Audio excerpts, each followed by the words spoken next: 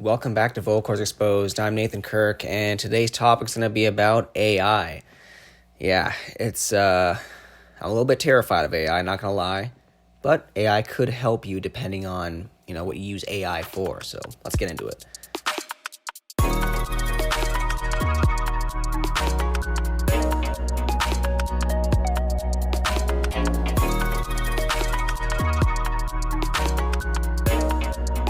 All right, so basically, why I'm kind of skeptical about AI is because I think it's because it's just taking off way too quickly. When you think of AI, like as a kid, when I thought of AI, or I watched these movies and these action movies or these sci-fi movies per se, and the term AI was mentioned, I'm like, wow, that's super future realistic. Like that's not even in my lifetime. But now here we are in 2024, and AI has just skyrocketed into just everyday things. We use AI for literally everything. When it comes to generating photos, or I see these new apps generating these ultra realistic photos of yourself. And recently, I seen a ad for one that was so realistic because it was simulating like a Polaroid or a film type of look for the photo. And at first glance, I thought it was just, okay, someone posted their photos. But no, it's just completely AI generated. It was so perfectly replicated. I couldn't even tell the difference whether it's pure film or AI generated, which is completely mind-boggling. And then I have AI stuff like, you have... I think I just seen a ad. I'm not even sure if it was real, but like Samsung made this like little orb robot thing, this spherical robot that kind of like does its own thing, follows you around the house, and it's AI generated or powered per se. And it's just like, that's really cool. That is really cool. Don't get me wrong, but it's just like I feel like we're advancing with so much too fast, if that makes sense. Like, I wish all the stuff with AI in the last 2 years, I wish it was stretched over the last 5 years, or maybe even a decade, maybe 15 years. And it is kind of, I wouldn't say scary, but it is intimidating, especially for someone like me and other content creators. Content creators or photographers, like it's just it is intimidating because I remember at the beginning of the pandemic when I really got into taking photos, and I would spend so much time, composing that shot, like composition, aperture, and because I wanted to learn how to shoot manually, and of course I was shooting digitally on a mirrorless camera. And then I would get home just so excited to edit these photos, and just taking the time and learning just editing alone. Just taking that time and learning editing was just something that was really fun. And the amount I've learned and the amount of knowledge I've gained in the last year and a half just from taking photos, editing, even editing video, with all this stuff and all this knowledge I've gained, it feels like it's all being thrown out the window because of how easy it is just to hit a button and a photo is now AI generated. Or even a video. I seen this video. It was hyper realistic. It was just a guy. I think he was just sitting at his desk or something, and he's talking away. And he's like, okay, well now. I'm gonna flip it to the real video. I'm like, hold on, I was watching an AI generated video, and he flipped it to the real video. I still couldn't tell. The difference. It's crazy, mind boggling. And what's even more crazy about it is the AI. It's like it could really replicate not just what's visually in the shot or in the video. It could replicate, based off of what you give it, of course, it could replicate, the level of quality that the original video was. So let's say you're filming, on an older like little point and shoot camera that shoots 720p. And you give the AI that to work with, and you say, I want the video to look exactly like this. It's going to replicate that. It's going to replicate a grainy video. It's going to replicate, if the ISO is way too high, it's going to replicate that, and you won't even be able to tell the difference. I mean, let's say you send this video away to people, and that's where it's going. If you send this video away to people, oh yeah, this is what I'm doing. I'm on vacation, or I'm doing this, or X, Y, and Z, and they won't even be able to tell. The only way that they're able to tell is if they actually go into the videos. I mean, depending on what platform you send it on. If it's through Google Photos, if you scroll up on the video or the photo, it tells you, when the video is taking, what resolution it was shot in, what f-stop, what lens, what ISO, all that information. I don't know if Google can read that type of stuff, whether it's AI generated, but I think that's the only way you can actually tell if it's AI generated. But no one's doing that. No one's sifting through the video or the photos data to be like, oh, it's AI generated. Now it's just like you could post whatever you want on Instagram or TikTok, and it could just be AI generated. I'm not trying to sound like Andrew Tate here, okay? Like, just pump the brakes. But it is very intimidating. All this time I've spent and all this knowledge I've gained just to lose to someone pushing a button, and within a matter of seconds or minutes, depending on how long it takes to render, there's a perfectly generated video or photo. And yeah, no, it's scary. But yeah, before I forget, I just want to let you guys know, if anybody wants to start a podcast, if you're bored like me back in the early pandemic, there's this app called Spotify for podcasters. I think it was called Anchor, when I started. But it's the same app, I do believe. But if you want to start a podcast, Spotify for podcasters gives you all the tools that you need necessary to start a podcast. You can record right from the app. You can add in little interloops. You can do Q&As through the app. It's pretty cool. And the best part about it is it will distribute your podcast for you. That's right. It will literally send you, or it'll send all your your episodes. It'll upload your episode to Spotify, Apple Podcasts, Google Music, all those platforms. It'll do everything. It'll literally just send it all to those platforms, and you don't even have to worry about it. It just takes care of you in that type of way. So don't feel discouraged about starting a podcast. And again, I'm not even sponsored. I just like the platform.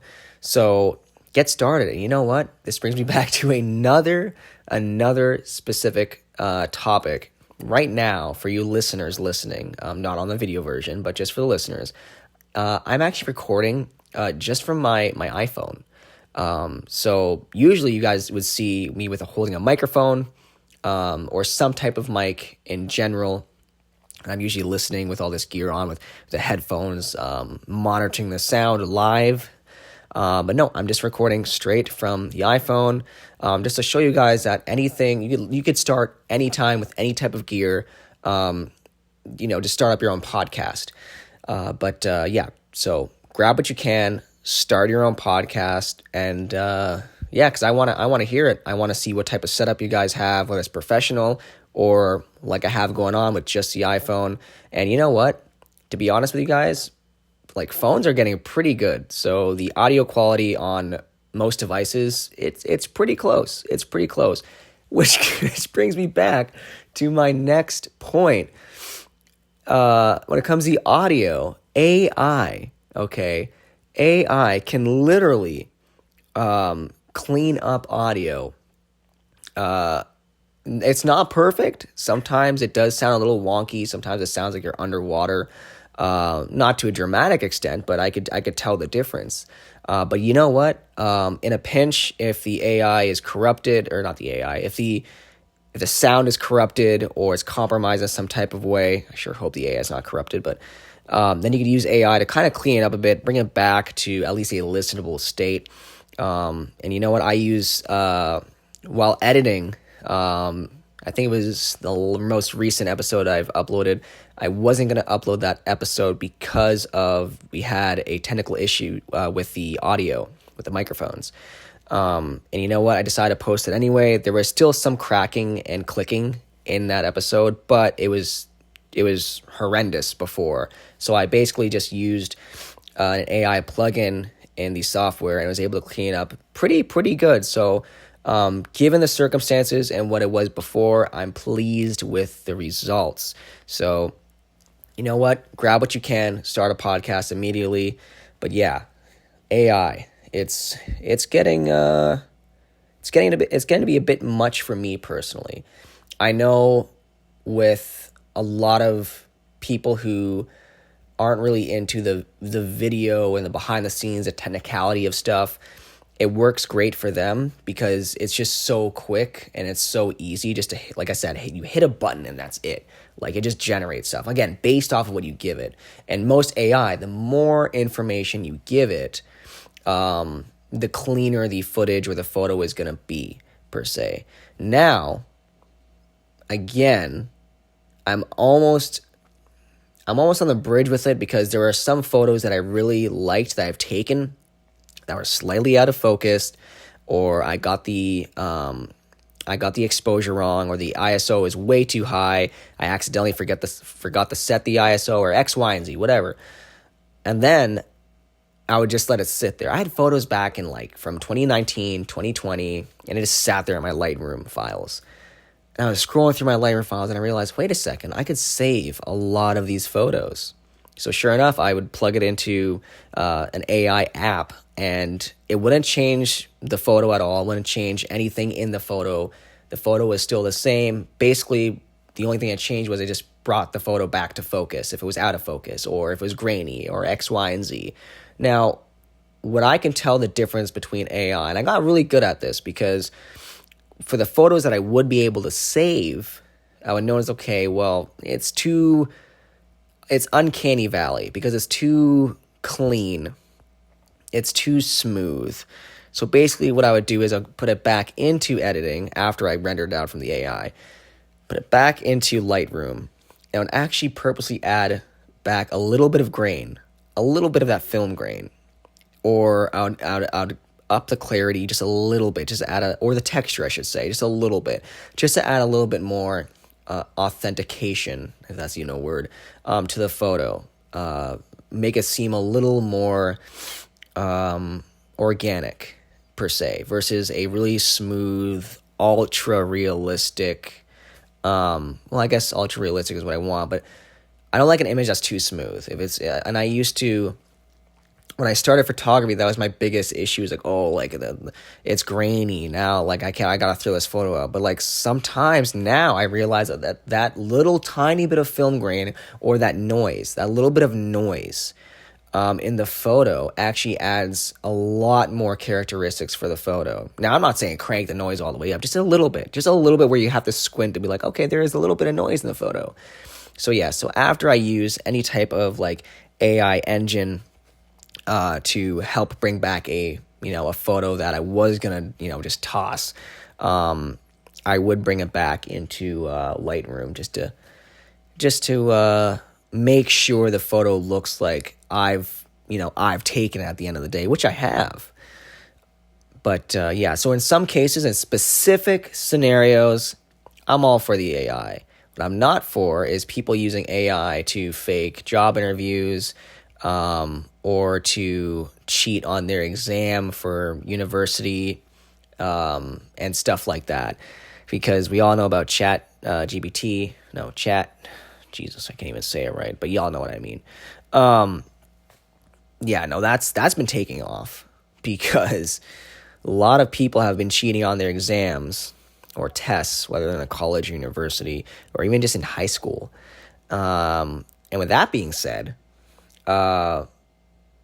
somebody actually came up with an app that's able to detect these AI anomalies within a document, per se, or not even within the document. It's not even it's detecting the codec within the document. What it's detecting is, let's say you write an essay or an article, it's able to read that whole essay and article and can definitely tell whether it just doesn't sound like you wrote it or a human wrote it in general. If it sounds too cookie cutter, it's able to pick up on that. Now, let's say you are really that good at writing an essay. Kind of sucks to be you, but, nobody realistically is that perfect when writing an essay. So I'm against AI for that factor. That's for sure. And another thing that I really don't agree with is the it's not that I don't agree with it. It's a fine gray area. It's a fine line. It's the art aspect. So,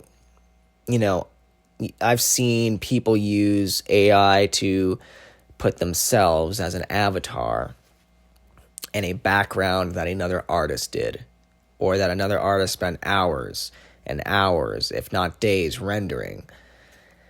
So that's where it gets to be a little gray, because it's one of those things where if you put your art on the internet, I wouldn't say it's fair use, or I wouldn't say it's open to the public, because at the end of the day, it's still your stuff and you could trademark it and copyright it.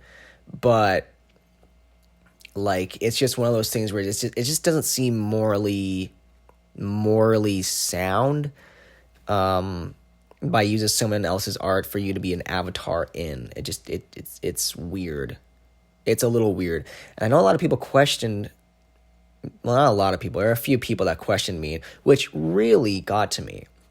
And this hurt me. There was a lot of people that questioned me about some of my photos. They're like, oh, wow, it's a great photo. It's like one of those AI generated things. It's like, no, that's just me. I took that photo in a real setting with a real camera at real time. I just brought it into Lightroom and I edited the photo, because I don't use Photoshop. I don't use Photoshop at all. The only way I'll, in quotations, use Photoshop is I don't even use the app Photoshop. I just do everything in Lightroom. Is, let's say there's a piece of hair that's covering someone's face, or that's in someone's face. I just, erase it. Little stuff like that. Or if there's a bird flying through a shot, I'll remove the bird. Little things like that I'll fix. But I don't do anything extreme with Photoshop. But yeah, that's what it is. It's a weird gray area, because everyone would be like, oh wow, that's cool. Is that AI generated? It's like, no, it's not. It really isn't. It's really not. Especially there's a photo with me that we have. I think it was taken back in 2019. I think it's September 2019, and I was in my airsoft gear. For anyone who doesn't know airsoft, it's pretty much like military simulation. Everything looks exactly realistic. The guns, the rifles, the sidearms is hyper realistic to the exact firearm that you would have in real life, except the only thing that's different is it just shoots plastic BBs. And there's actual sports and events that you can compete competitively. But so I took a photo, and then it was a really badass photo, by the way. And it's just me and all my gear, and the background's it's blacked out. It's all blacked out. It's in black and white. And yeah, and in this specific scenario, a lot of people think, okay, it is AI generated, because that sure as hell ain't you. You ain't you ain't in the military. You ain't no special ops agent. And it's just like, well, that is me, and I'm wearing actual. What you see, what I'm wearing is I really am wearing that. I was just able to push and pull and manipulate the photo, which in itself, there's a lot of argument about that specifically, because there's people are like, well, isn't AI the same thing as just someone sitting on their computer for hours and editing? Isn't that the same thing? Because it's technically just editing a photo.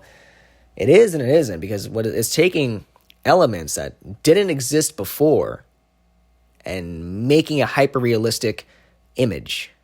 So elements in a photo that didn't exist because a photo didn't exist, and it's making an image. The only thing that did exist, possibly, if you fed this AI something to go off of.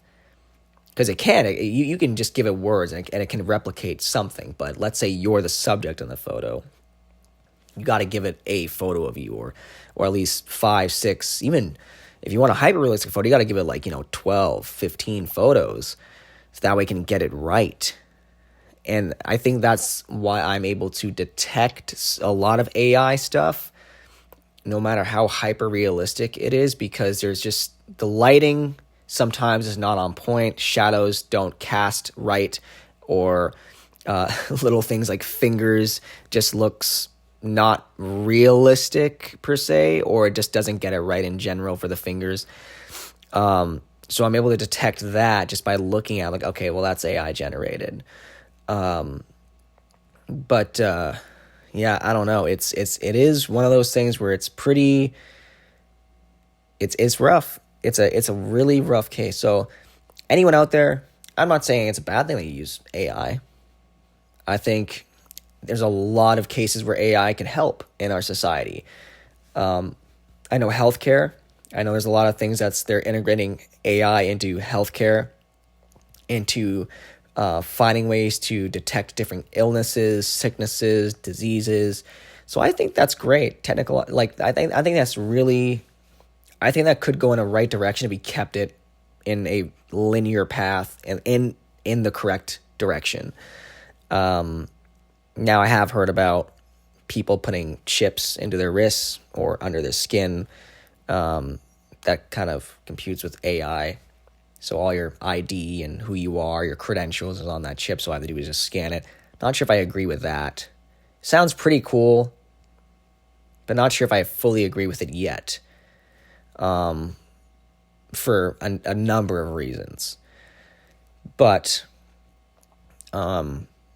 just I want everyone to think about back in, like, depending on how old you are listening to this, but let's say back in 2005, 2007, 2008, it's just, think of the technology we had back then. Okay, and that's not even that long ago. It's not even like I'm saying the 90s or the 80s. Even just the last decade, or, yeah, I would say the last decade, even like a decade and a half. Think of it back then, and just look how fast that this technology has developed. Look how quick it was. It's insanely fast. So if you think about that, and you think about the next 5 years, 10 years, 20 years, like, who knows what's going to happen? Who knows? And it's scary because, like, especially with a lot of people who have kids, who's just having kids now, like my son, he's going to be 7 this year.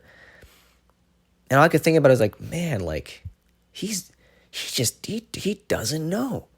He will never know. Like, the stuff that we classified as fun as a kid, like, to him, he's like, what? That's crazy. My favorite thing that, like, when he gets older, he actually understands what, like, the Google is. My favorite thing that I'm going to tell him is, like, hey, like, I'm just older than Google. I'm pretty sure Google launched in, I think it's September 4th, 1998, I do believe. Might have to fact check me, but I think that's it. And I was born April 14th, 1998. So yeah, I'm older than Google. And I just can't wait to tell him that. He's going to be completely mind-boggled. Because it's not like, again, back in 2005 or whatever, those more earlier 2000s, it's not like, oh, it just launched kind of thing. No, like, by the time my kid is older, Google's going to be a well-established thing. The internet's a well-established thing. And it's like, I guess I'm one of those, in our generation, do I count as am I Gen Z? Because I think millennial is 1996. Anything before 1996. Or no. Sorry, 1996 and then up. So 1998, I just barely left the millennial thing. I think I'm Gen Z. Not sure, but I'm in that weird period in time where it's like I got to see all this technological advancements in society and even in social media. like that in itself is crazy. Like, I'm older than Facebook, or now Meta in general. I'm older than all of that. I get to say that to my kid. He's gonna be completely mind blown. Like, I remember when Instagram was just purely just for photos. Just for photos, and that's it. And I remember Instagram used to be a little toggle just off of Facebook. Like, it wasn't even, I don't even think it was just, like, at first, I don't know if it's fully its own app, but I think when it first launched, it was kind of like just off of Facebook, and you could post from Facebook to Instagram. But now, of course, now it's just like it's its own app, along with TikTok and all this stuff. But yeah, no, it was pretty crazy.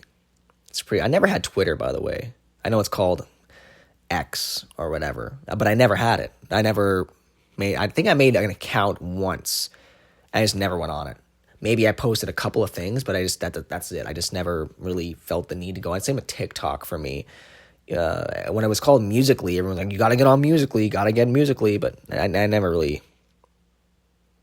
fell into it. But either way, my time is running out.